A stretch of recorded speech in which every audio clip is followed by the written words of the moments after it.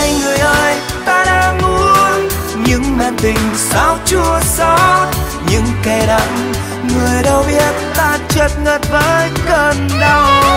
Rượu còn nồng trên môi anh mà em ơi, tình yêu như phai dấu đã từ lúc nào, lời em hứa vẫn bên anh quá dài.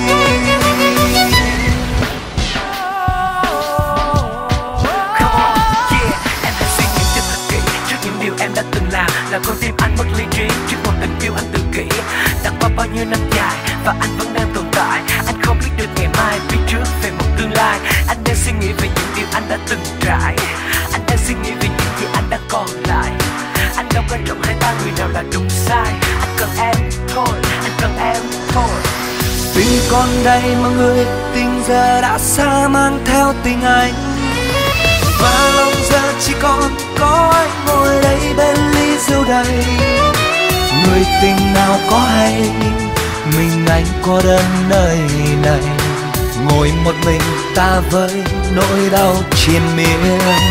Người giờ nơi đâu người ơi, em hay biết với men nồng anh chua xót, những câu hứa ngày em đến đây đã với gió bay xa.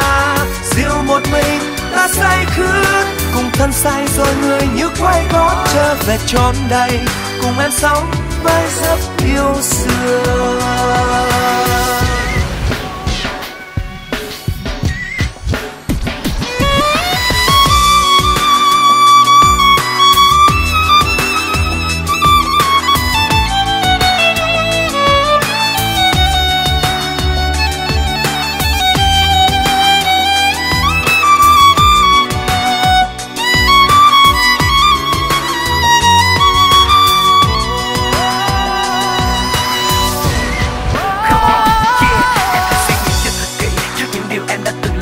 Con tim anh mất lý trí trước một tình yêu anh tự kỷ. Đã qua bao nhiêu năm dài và anh vẫn đang tồn tại. Anh không biết được ngày mai, biết trước về một tương lai. Anh đang suy nghĩ về những điều anh đã từng trải. Anh đang suy nghĩ về những gì anh đã còn lại. Anh đâu quan trọng hai ta người nào là đúng sai. Anh cần em thôi, anh cần em thôi. Tình còn đây mà người tình giờ đã xa mang theo tình anh. Và lòng giờ chỉ còn có anh ngồi đây bên ly rượu đầy.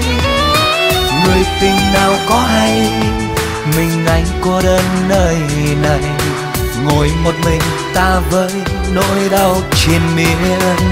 Người giờ nơi đâu người ơi, em hay biết với men nồng anh chua xót, những câu hứa ngày em đến đây đã với gió bay xa. Rượu một mình ta say khướt, cùng thân say rồi người như quay gót trở về chốn đây, cùng em sống với giấc yêu